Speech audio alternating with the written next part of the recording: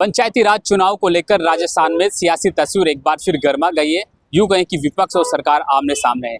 सरकार पिछले दिन की हम बात करें तो हाईकोर्ट का दरवाजा एक बार फिर ओबीसी रिपोर्ट को लेकर हवाला देकर सरकार ने जिस तरह से पंचायती राज चुनाव की एक बार फिर डेडलाइन तस्वीर साफ नहीं कर पा रही है। यूं कहें कि राजस्थान में यह पहला मौका नहीं है जब पंचायती राज चुनाव को लेकर पक्ष और विपक्ष आमने सामने हैं, क्योंकि जिस तरह से पंचायती राज चुनाव की तारीखें लगातार बढ़ाई जा रही है, उसके हिसाब से पंचायत राज जो ग्रामीण क्षेत्र में है, जहाँ पर पंचायत राज जो पंचायत के लोग हैं उनके काम नहीं हो पा रहे, क्योंकि उन्हें प्रशासक लगाया गया है। यूँ कहे कि पूरी जो पावर है वो भी सरकार के पास में। यहाँ की जो नगर निगम की बात कर ले, चाहे फिर ग्रामीण क्षेत्रों में पंचायतों की हम बात कर ले, वहाँ पर काम पूरी तरह से रुका हुआ है।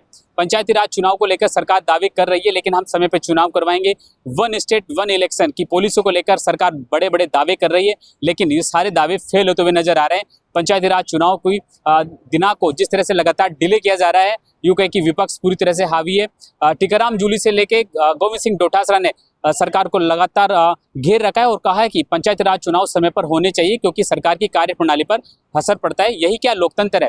ये पहला मौका नहीं है। अगर सरकार चुनाव नहीं करवाना चाह रही है तो इसके पीछे सबसे बड़ी वजह क्या है? वर्तमान में अगर पंचायती राज चुनाव हो जाते हैं तो सरकार पूरी तरह से फेल होते नजर आए। सरकार को हार का डर है, इसकी वजह से सरकार पंचायत राज चुनाव नहीं करवा पा रही है। इसीलिए कल सरकार ने हाईकोर्ट का दरवाजा खटखटाया और ओबीसी रिपोर्ट का हवाला देकर एक बार फिर पंचायत राज चुनाव की जो डेडलाइन है उसको, जो ओबीसी रिपोर्ट का जो कार्यकाल है उसको और आगे बढ़ाने की बात करी। यानी हाईकोर्ट से एक बार फिर गुहार लगाई कि ओबीसी आयोग में थोड़ा सा और काम पेंडिंग बचा, उसको लेकर सरकार एक बार फिर थोड़ा सा समय और बढ़ाने की बात कर रही है। लेकिन दूसरी तरफ विपक्ष सरकार को घेरे हुए है। पंचायती राज चुनाव को लेकर अभी भी राजस्थान में सियासी घमासान है। अगर पंचायती राज चुनाव नहीं होते हैं तो कहीं ना कहीं राजस्थान के सरकार को वित्त का घाटा भी होगा, क्योंकि राज्य निर्वाचन आयोग ने पहले ही 30 करोड़ रुपए खर्च कर चुके हैं। क्योंकि ईवीएम का चाहे खर्चा हो, चाहे स्याही का खर्चा हो, चाहे कागज का खर्चा हो, चाहे फिर ऐसे खाली स्कूल दर्शाए गए हों जो पंचायत राज और नगर निकाय चुनाव करवाने के लिए उन्होंने आदेश में निर्देशित किया गया था। यानी कि 30 करोड़ रुपए जो खर्च किया गया है उसका बाद सीधा जनता पर पड़ेगा, लेकिन जनता को फायदा कुछ भी नहीं मिलने वाला है। पंचायती राज चुनाव क्यों नहीं हो पा रहे हैं? अगर सरकार वर्तमान में पंचायती राज चुनाव करवा लेती है तो सरकार को हार का डर है। इसी वजह से पंचायती राज चुनाव की तारीखों को लगातार सरकार बढ़ाई जा रही है।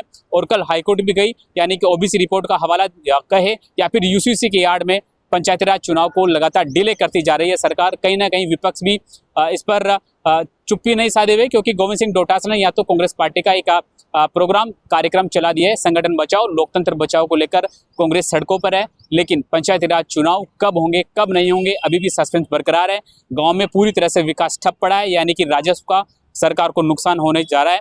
इस राजस्व का जो नुकसान होगा वो उसका सीधा भार जनता पर पड़ेगा। अब देखने वाली बात है, क्योंकि सरकार ने जिस तरह से हाईकोर्ट का दरवाजा खटखटाया उससे तो यही लग रहा है कि पंचायती राज चुनाव दिसंबर तक भी नहीं होने वाले हैं। मेरे कैमरामैन सहयोगी जावेद के साथ में राकेश लमानिया, अपडेट इंडिया, जयपुर।